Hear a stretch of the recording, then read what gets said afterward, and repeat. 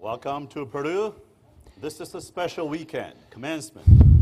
9,975 Boilermakers graduating this weekend. There will be 9 commencement because we give diploma to each and every one of the students.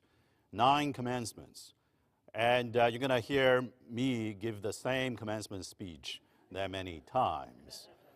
So I figure it's much better to get started this very special weekend here at Purdue with a dialogue, with a conversation, and with somebody who's very special, a dear friend, an outstanding Boilermaker, and also serial entrepreneur. Took 3 companies public and a public servant of the highest caliber. Please welcome on stage Dr. Keith Krach.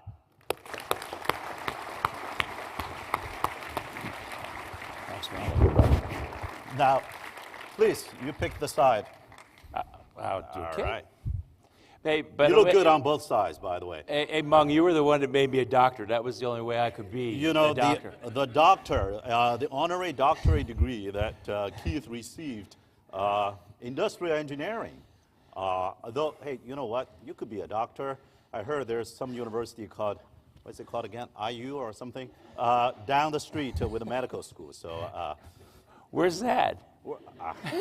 I don't know. Well, you know, we are good friends. We are good friends. We're part of one state. Yeah. But we were delighted to have you as the honorary doctorate. You gave a commencement speech with President Emeritus Mitch Daniels about 2 years ago.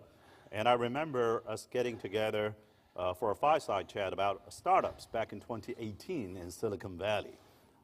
And you come back to campus often. And you and Meta love this place. We do. So, what's your favorite memory of Purdue? Graduating? No. Well, certainly how getting did you that manage to do honorary that, doctorate. by the way, you know? Well, you know, I think it The goes. standard has risen since then. I mean, I think a lot of people here, Joanne knows, it Purdue's my happy place. I mean, it started as I was an undergrad, living in the Sigma Chi fraternity house. I think the funnest time I ever had was on the snow-in day. Now, you know, they say, hey, school is closed about 7 in the morning. You go back to your bunk. You're all going, oh, I can sleep in. After 2 minutes, you pop up. You go, it's snow-in day. Let's have a party. But there's so many great memories. I think, you know, certainly 2 of them. One was recruiting Mitch Daniels to be our president when he was a sitting governor. And then, of course, the other one, Mung, when I was looking at, on the way into going into government, I had my Senate confirmation hearing, but it hadn't been confirmed. And I said, Mung, I'm looking for assistant secretary in this area. We need a science and tech guy. I know you guys travel in packs. You have any suggestions? And then when you called me 2 days later and said, hey, I'd like to put my hat in the ring, I nearly fell out of the chair. And first thing I said is, what's Mitch going to say? And Mung goes, I don't know. What are you going to tell him? And you did such a great job. And it was so great to partner with you at the United States State Department. By the way, the bottom line that I told Mitch was, look, number 1, we need him. He's talented. Number 2, what a great experience for someday being your successor if you choose it. The third thing is he's lived the American dream. And Mitch, would you want to rob him of paying back his country? I got him, so anyway. Well, I remember what Mitch said is, 1 year is 1 year. And I kept going, 4 more years. That's what Mitch said. Hey, you said 1 year, promised 1 year. And indeed, 365 days later, I did come back. And by the way, I told Mitch, I said, hey, I may not be able to come back in one piece after 1 year in Washington, D.C. And Mitch said, well, just collect all your pieces from D.C. and come back. And, well, hey. Thank you for your service, by the way, It's Dr. an honor Mung. to serve our country. You too. And by the way, this morning, we had a commissioning ceremony of all the ROTCs, commissionee to the United States Army, Navy, Marine Corps, Space Force, Air Force. Proud of those Boilermakers. Well, hey, you were here about, what, 1.5 years ago as the winter commencement speaker. and you gave us a equation. Only nerds like industrial engineers would do that. And you gave an equation. What was it? T to the power T, transformation and trust. Yes. So, and you say that's the Purdue equation. So tell us more about that. Well, I not only gave you the Purdue equation, transformation and power of trust, I did the proof on stage. That was my commencement speech. I mean, what else can an industrial engineer do?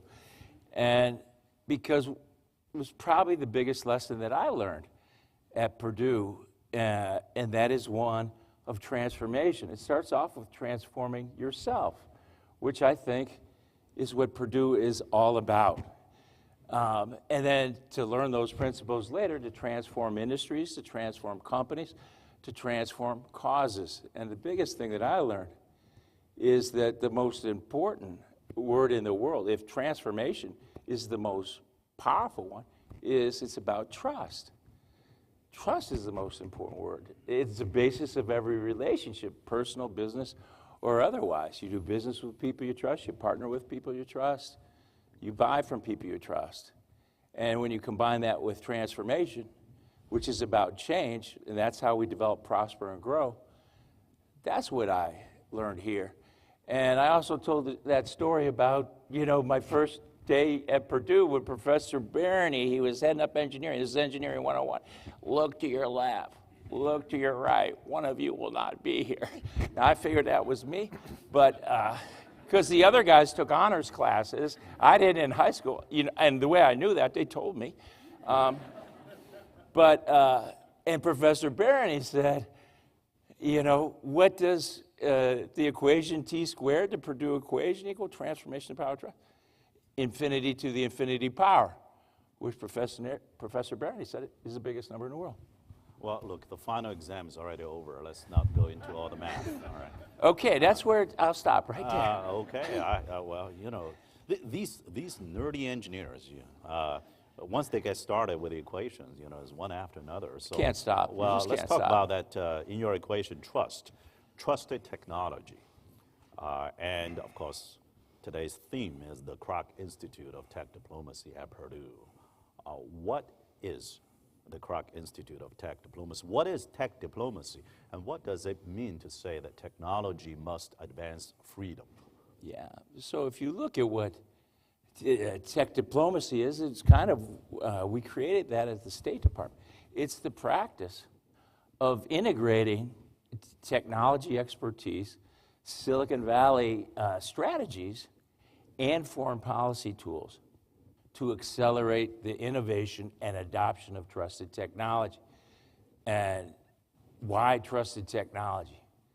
And our North Star at the Krach Institute for Tech Diplomacy is that technology must advance freedom because it can be used for good purposes and it can be used for bad purposes.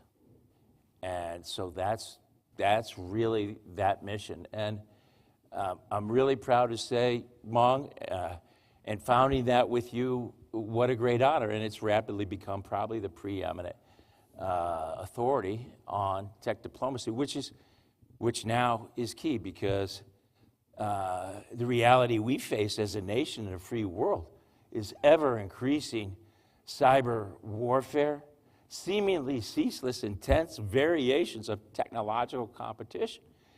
And our authoritarian rivals are playing the long game. They're playing for keeps.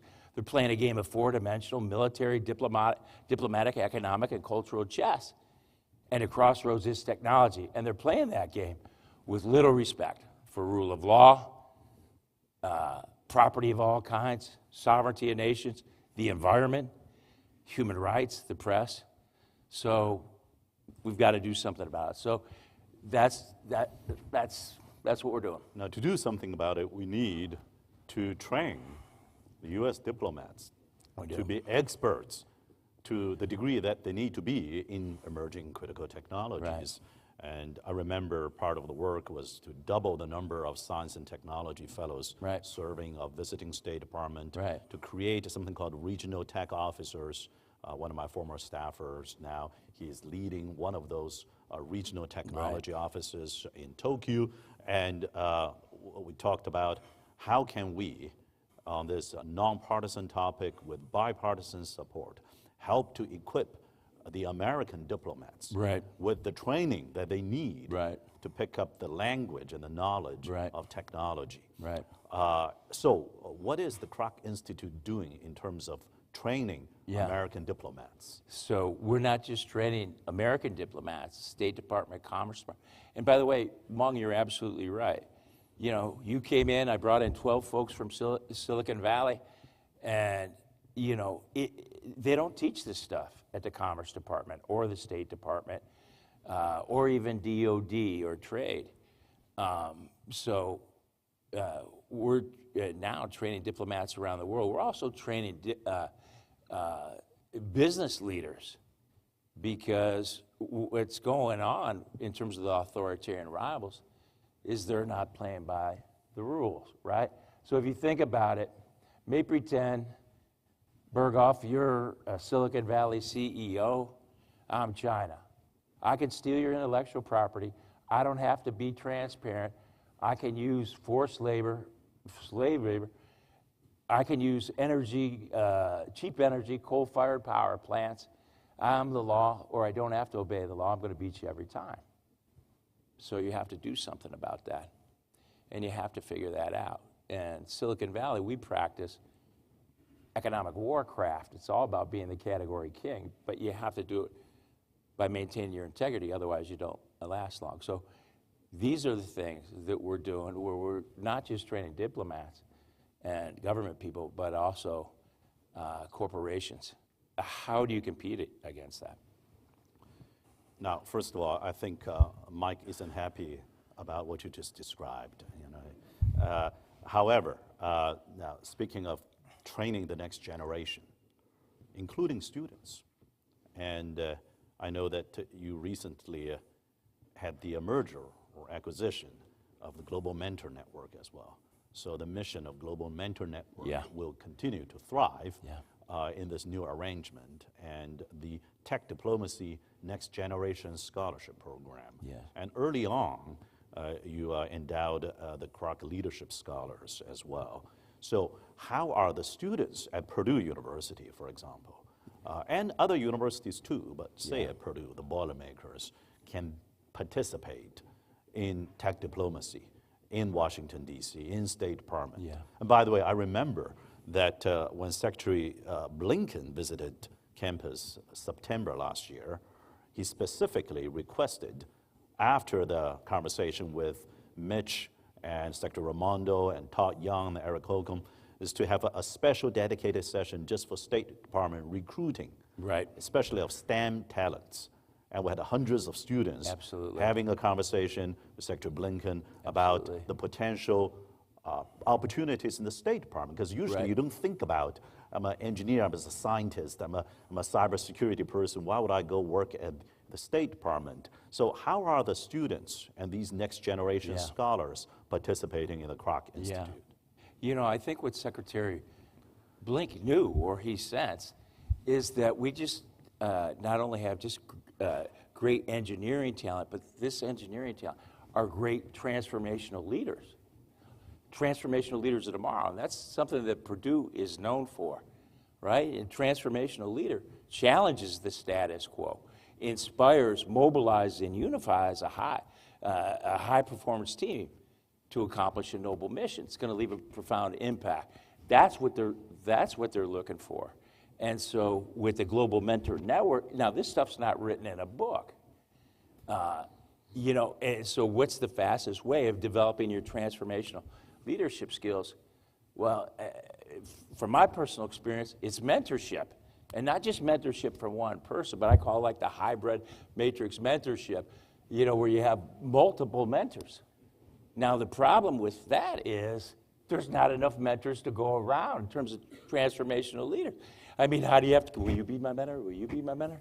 So what we did with the Global Mentor Network, and the reason why it's the leading virtual mentor network in the world, and we're excited that we did that acquisition, is that it scales this process by bringing the fears, the failures, and the flaws of great transformational leaders, and those experiences straight to the students, and one of the things that we're doing is that all the students at Purdue get a membership for free to the Global Mentor Network. And so that led the basis for our next generational tech diplomacy program, which now we have for 5 scholarships for that next generation tech diplomacy, internships, next generation internships, and we're also starting a lecture series because if you look at, it's a long game, and our rivals are playing the long game. So the most important thing is those transformational leaders for tomorrow, and to have principled leaders, because the world's getting more complicated, it's more interconnected. We need principled leaders more than ever before, and what better place to find those than at Purdue University? Well, you mentioned failures and flaws. I've got a lot of those that I can share. I have more than you. So whoever needs mentorship on that, talk to me. But here is something else that the Krach Institute has been doing, is the creation of the Global Technology Security Commission. And it's a commission that is truly global in the sense of all the people involved. And I think you're co-chairing that with the former president of Estonia. Yeah. And there are now multiple technology sectors, and then there are multiple commissioners, and there's bipartisan honorary commissioners as well throughout the United States and like-minded nations. And so tell us a bit more, who's on that commission? Yeah, so, this commission was a request from bipartisan members of Congress. So we have a lot of honorary co-chairs. We've got senators and congressmen, 6 Republicans, 6 Democrats. And if you look at and by the way, the charter is to come up with a global tech security strategy for the free world. And so how do you do that? Well, first of all, people support what they help create. So who are the people? The commissioners. So we have 15 commissioners from 15 of our closest technological allies. An example would be the sitting Minister of Technology of Taiwan.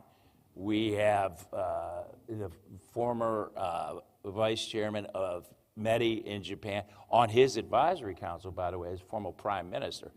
So we've got these great country folks. Then we also have tech commissioners. 12 of those represented 12 national security sectors. So for example, for space, we have Dan Golden, longest serving director of NASA. And then we have about 20 strategy commissioners. These are experts in the field of things like investment screening, export controls, venture capital, military civil fusion. And all these commissioners have advisory councils of about 10 folks. So this strategy, if you look at it, is a continuation of what we did at the State Department. My charter was to develop and operationalize a global economic security strategy to drive economic growth, maximize national security, and combat authoritarian aggression. And if you look at those pillars of that, there's an offense, and there's a defense, and then there's force multipliers, right? So the offense is develop our innovation capabilities. The defense is to safeguard our assets, and the force multiplier is building a global tech trust network, which is what we're doing with those commissioners and their advisory council being the start of it. And all our we have 150 advisory council members at the Krach Institute.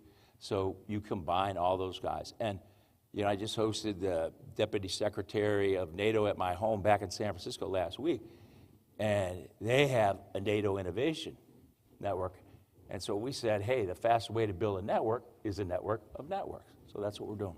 Yeah, and it's great to see the Deputy Secretary of NATO, who's going to actually have a Krach Institute Fireside chat tomorrow morning in Washington, D.C. Exactly. And you mentioned the Japanese former Prime Minister. Yes. And you mentioned Dan Golden, the longest-serving NASA administrator across 3 presidencies.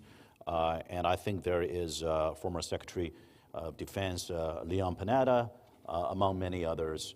And then there are these technology sectors. You mentioned space. What are some of the other technology sectors? Well, if you think about it, there's biotech, There is cybersecurity, quantum, autonomous vehicles, advanced communications like 6G.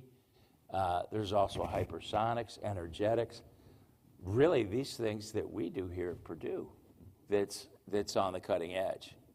Because, you know, this really is the future in terms of protecting these freedoms that we all hold so dear. Absolutely. Now, microelectronics, semiconductors is one of those. Well, by the way, that is the foundation for all of those. And that's where really Purdue leads the way. You know, we just had a great lunch with former DOD Secretary of Defense, Mark Esper, and we were talking about what Purdue's done in the semiconductor area. And Mung and I had, we had the distinct pleasure of doing the largest onshoring in U.S. history. We onshored TSMC. That was $12 billion, the most important foreign company to United States national security. We were able to pull that off in 2 weeks. And if you and by the way, back in 2020, there was not one single semiconductor company in the world that was going to build in the United States. And we were talking to everybody. We knew it. And we knew if we could get TSMC, then that would create a catalyst, and also a catalyst to write this bill that we architected, the $280 billion CHIPS and Science Act. So since that onshoring, TSMC, now $350 billion of investment have been announced or committed in the United States. Investment and jobs. And that was all about securing the most important industry in the world. That's right. Semiconductors being the foundation of all computes and AI, and it is the foundation of national security, Yep. job security, economic security. Yep. And by the way, the biggest issue there is talent, because we lost.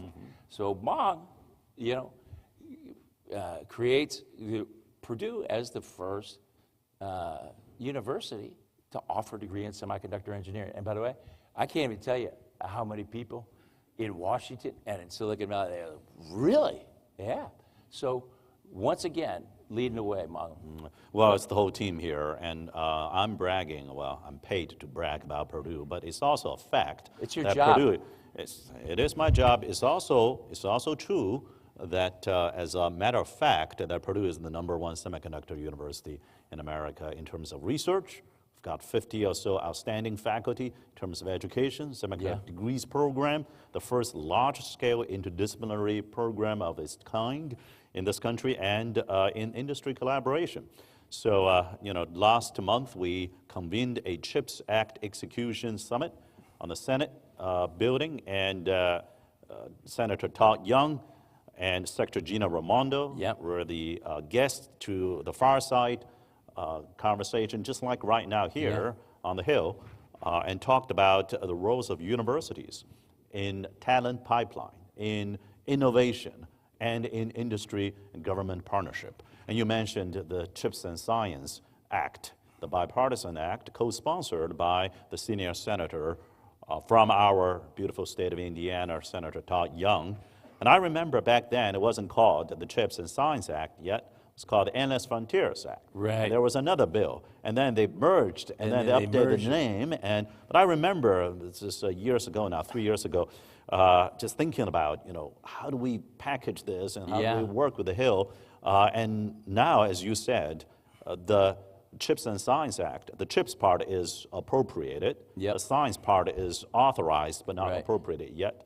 But the appropriate part, $52 billion, has triggered this avalanche of well over $300 billion of private sector investment in the United States to build and to design and to package these chips. The funny joke is that back then, I remember we're telling folks in DC the importance of chips, and people were a little confused. Chips, like barbecue, you know, onion flavor. I mean, why do I care about the chips again? You know, I like chips just like you do, but the Institute, making chips, packaging chips, that's the most important, you know. Yeah, and you know. Now they get it. Now everyone gets it, and America is well on its way. They get it. And, you know, this is the most unifying issue on Capitol Hill. And so in November 2019, we approached Senator Young and Senator Schumer on this Endless Frontier Act. We said, look, U.S. investment in R&D is going down, down, down. And we asked for $200 billion of federally funded R&D. And what we demonstrated to them is that if you do this, we'll get a threefold match from the corporate sector. Because we really need us, because, you know, CEOs are on 90-day shot clocks. It's tough to invest in the long term. So it raised their hurdle rates. And those guys, you know, those guys were great about that. Mm-hmm. And, you know, one of the other things about that is working with Secretary Raimondo, it's like, well, when you roll this out, you need an ideal partner. And that's really where Purdue comes in. And Purdue now has a reputation of being the top national security university in America, you know, other than maybe the military academies. And it's exactly because of what you said. Largest STEM institute, great, you know, largest engineering. You look at all the research that's being done. You look at all the corporate partnerships, the global aspect of it. And then you take in perhaps one of the most important parts. It's not just research, it's research. Then it's development. You have the incubator labs. We have the startup foundry. You have Purdue Ventures. You know, you've got the patent and licensing. You've got the hard tech corridor. You've got the whole package, womb to tomb, and the market development to drive the adoption of technology. There's no other university to compare. Keith, now you're doing my job. I'm supposed to say all that. Well, you're supposed to pay me.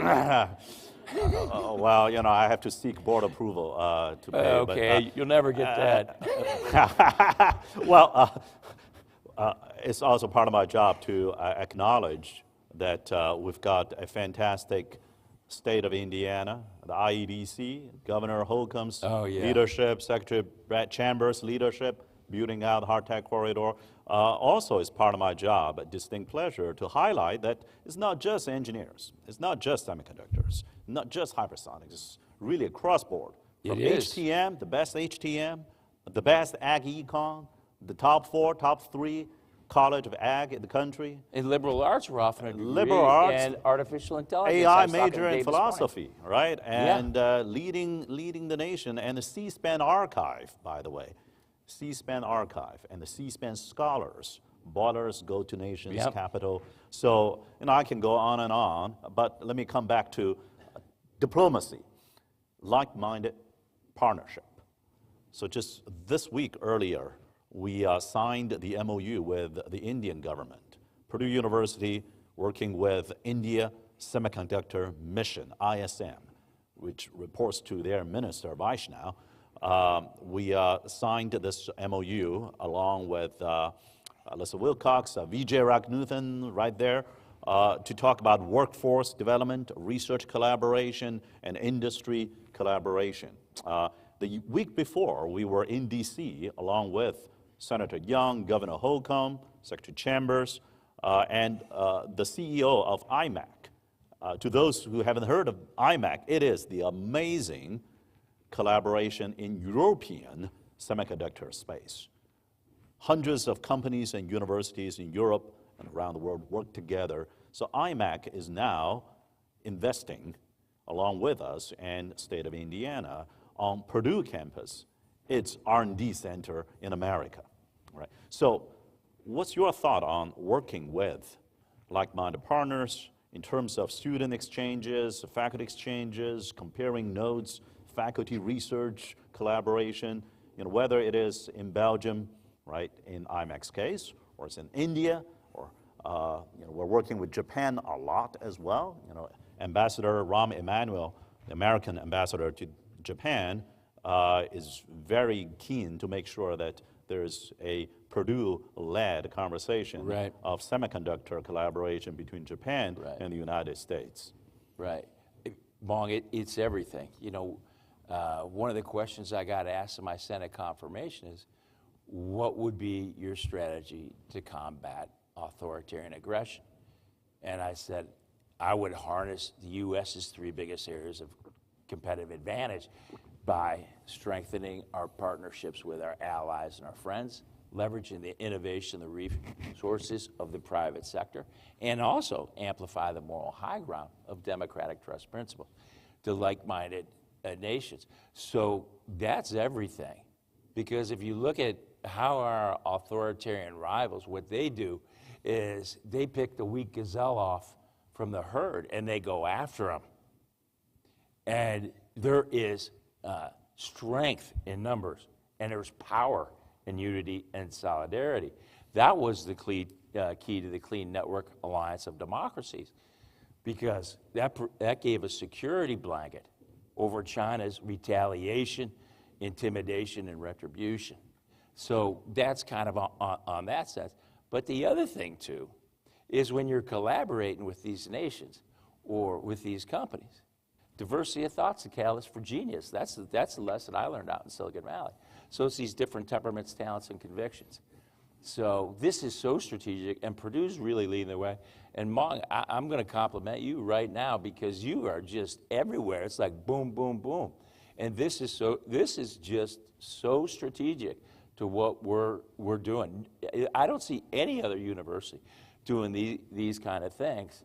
So if you look at the Krach Institute for Tech Diplomacy as one of the pillars to that national security, man, you look at these collaborations, all those things, it all fits together. It's an integrated, multi-pronged strategy. Well, speaking of Purdue University, so we've got amazing professors who are participating in the Krach Institute of Tech Diplomacy at Purdue. Some of them go to Washington, D.C. They offer training courses. One of them, say, Ed Delp, is professor in ECE. He's the nation's expert in deep fake detection, right? And then we've got Dan De Laurentiis teaching about hypersonics to the diplomats, and many more across all the colleges and all the departments. So what would you say to the faculty at Purdue University? How can they engage more with Krach Institute? Yeah, so I'd say three things. The first thing would be thank you for what you're doing. The second thing I'd say is we need you. And several of our faculty members are actually commissioners, the tech sector commissioners on the global tech security. A number are on the advisory council.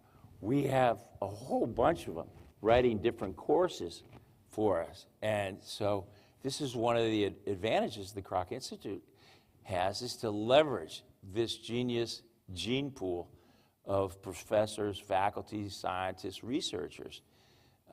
So we need you, number two. Number three, we want to promote you. And by the way, because think about the Global Mentor Network. Well, we have all these mentees. We need mentors. And so we want to do the 3-camera shoot with you, all that. We want to make you famous. And by the way, what professor doesn't like that? I don't know, raise your hand. Well, we have very humble professors. Okay, here, well, that's okay. We need their brains. Well, we'll make them famous, yes. But anyway, we need that firepower, because think about it. We're taking, this knowledge in statecraft and diplomacy. We're taking these high-tech strategies, and to combine that with the genius in terms of academics and people who have thought about this for a long time. That's what we need. So we need it, and we certainly appreciate the faculty members who've really done some great work for us. Well, if you are a professor in audience or watching online, just write an email to me or to Keith or to Michelle Gaida, who is the leader of the Krach Institute. And what about the students, undergrad and grad students? Now today, because either they're busy taking selfies ahead of the commencement, or they're already onto their summer internship or back home. However, what would you say to the current students, let's say undergraduate students, right, in liberal arts, in HHS, in ag, in science, in PPI, across the board? How can the students get engaged with Krach Institute? Yeah, and this is really, as I said before, important, because this is a long-term issue. And that's why we developed the next generation tech diplomacy program. It's really a platform. So for the first way is take advantage of the Global Mentor Network, because everybody can come on this thing. The other thing is we're looking for interns, for sure. We've got scholarships available. And if you, there's a lot of things that are going on. I mean, basically what we're doing is we're creating a national security movement. Because when we see Putin's bloody invasion of the Ukraine, and we see aggression being stepped up, we see Iran, China, Russia, North Korea coming together. I'll tell you what, if there's anything I learned as the State Department, is that the North Star there is national security. So growing up in Ohio with this white picket fence and a dog and 2.5 kids, I was a 0.5 because I had 2 sisters, and just being able to run through the neighborhood. This freedom doesn't come for free. And this experiment that we call a democracy for the last 200 years, it's only an experiment. And it goes against all the laws of nature, because the natural order of things is the bad king, the dictator, the emperor. And I saw that, and you have to fight every day for that. If it wasn't for the United States, it'd be 100 countries that wouldn't taste freedom. And you know, I actually told this to my 11-year-old twins. And they kind of got a dose of reality. I remember when Putin did invade Ukraine, they were watching TV, and I think these guys could see that this thing that we call freedom here in the United States is worth fighting for. They could also see that to keep it, sometimes you have to put your life on the line. And this area of technology is the most important part. So that's what we're trying to, inspire to create this movement. We need people in this field. And I mean, and it covers all fields, whether it's the academic side, the business side, the government side. It is all a society effort, all democracies.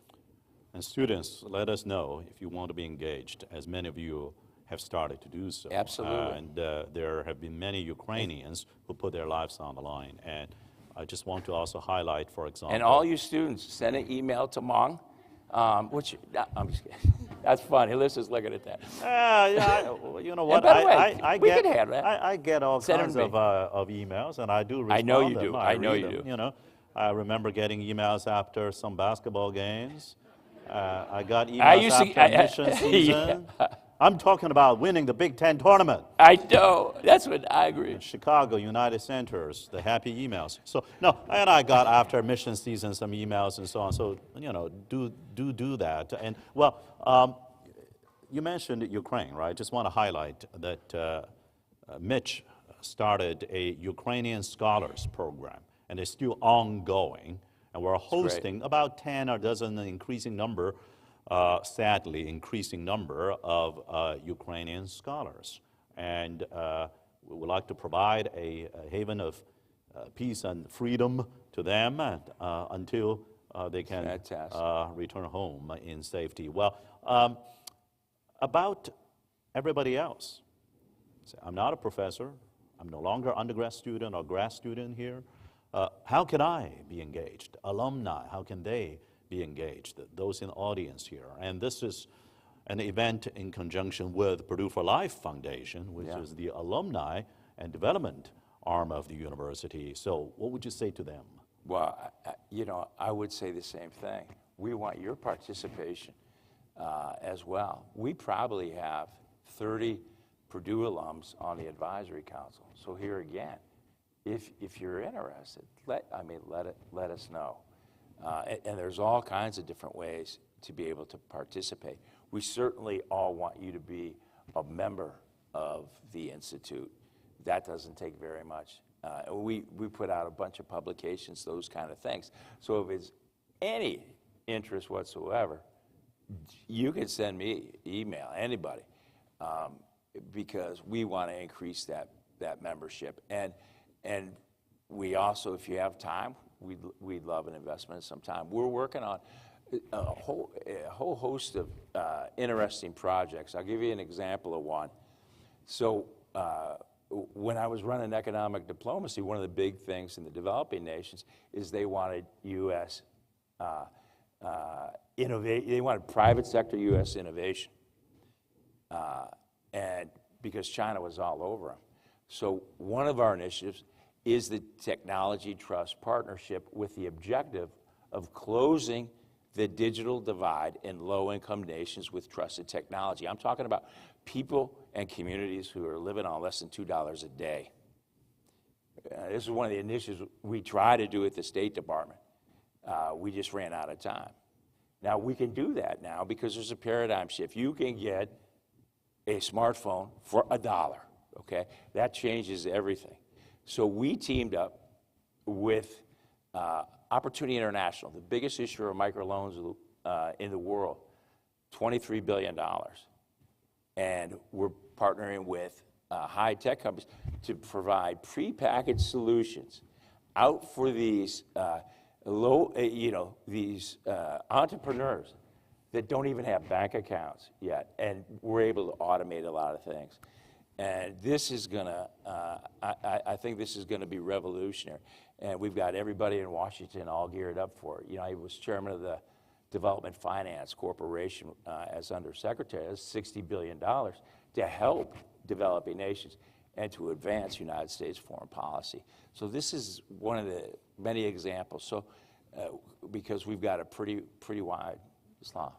Well, if you believe in the mission of technology must advance freedom, we need your help and support, Yep. your time. And if you are so inclined to help endow scholarships, Yeah. Endow training courses, Internship opportunities for Centers, students yeah, and programs. faculty and centers within the Institute, will very much welcome that. And again, you can email me. Yeah, and by the way, also if you have any ideas in terms of particular programs or areas we should focus on, we want those too, because you folks are out there. You know, one other example, when I penned an article in Fortune magazine about a year ago that said, present your China contingency plan at the next board meeting, because I saw some of the most prominent board members requesting that from their CEO, because they had already lost a lot of money in Russia having to pull out with the thing. And they're looking at what Xi's doing, cracking down on the private sector. And so now we're getting requests. What does a China contingency plan look like? Is there a checklist? So we're developing that.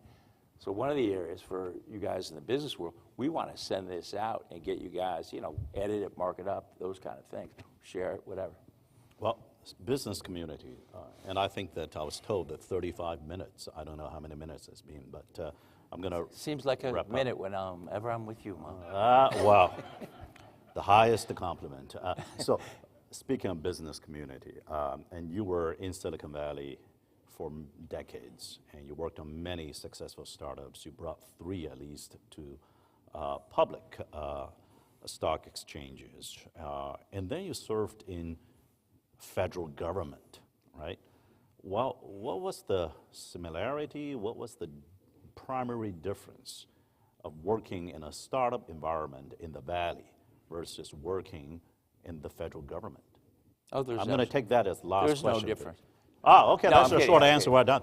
But I'll tell you the thing that was in common was great people. And working with the career foreign service officers and the civil servants, these guys, North Star truly is national security. And regardless of all the drama that's going on in domestic politics or crazy stuff going overseas, these guys were professionals. And they're some of the smartest people I ever met. They can speak 4 to 7 languages. They have to rotate every 3 years. They have to take a dangerous assignment. You know, and we always say in Silicon Valley, oh, we take good care of your families out there. They take good care of their families. We also said we have great training programs. Oh, no. These guys, I mean, their language school is the best in the world. And so great people, mission-driven. Same thing in Silicon Valley. I think the thing that's different, though, is the pace in the business world, particularly in high tech. The ultimate currency is speed, right? I mean, it's not the big It's going to eat the small. It's the fast that eats the slow out where I come from. And so you don't see that a lot in government. I think we did some things to kind of speed it up, Mung. You don't see that a lot in academia either. But yeah, well, you know, Purdue was You good see that at training for Purdue. me, you know. We actually move fast, and people go, hey, Krach, where'd you learn? I go, well, I used to work at General Motors when we had 1.5 million people. That was a bureaucracy, right? Everything was done by committee, and if everything is done by committee, everybody's in charge. If everybody's in charge, nobody's in charge, right? So those kind of things. But the interesting thing for me is, think about it. As different administrations come and go, people are coming in and out of there, but the career folks, they're the glue. And I have a lot of respect for them. I really do. You know, there were some times where it was frustrated. You know, to get something cleared at the State Department, even a briefing, it took like 15 different levels. And an email would go, guys would have to sign it off. Now, I was not allowed to talk about DocuSign for 2 years in the government. Had to sell everything, all that stuff. And I say, you know, I'm not allowed to talk about DocuSign, but we can do that instantly, that clearance process. But anyway. Well, you know, after I got back to Washington, D.C., I said, hey, I'm now a very patient person now. Yeah. Hey, I'll tell you one last thing. So one of the guys I brought out, State Department, is Mark Carlson, Purdue grad, SEMA guy. We've built like 8 companies together. And we're walking back from the State Department one night, and he goes, you know, Krach, we always said we were a noble mission at DocuSign, you know, change the way business is done, Ariba, accelerate. You take all those missions that we had is minuscule compared to what we're doing here. And so my final point, whether you're an alum, whether you're a young student, and the thing I wish I would have done was, if you get a chance, go serve your country. I learned so much. And by the way, it would have really helped me out as a CEO to learn all the things the United States can do. If you have a chance to serve, it's the greatest experience.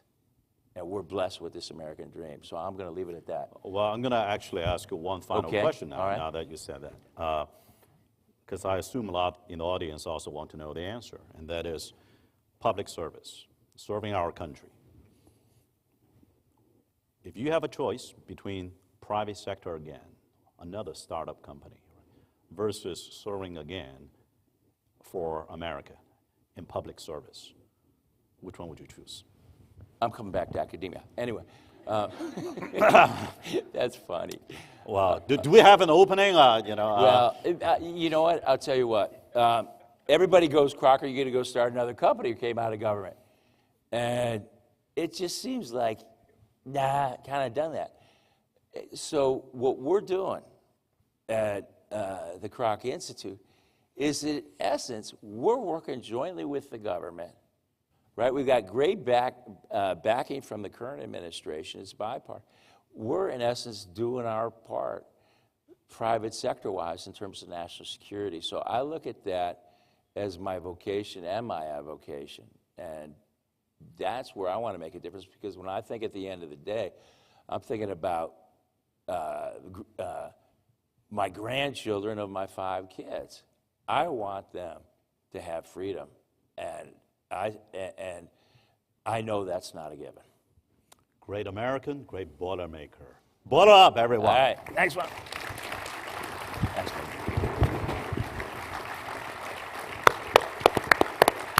The incredible Dr. Mung.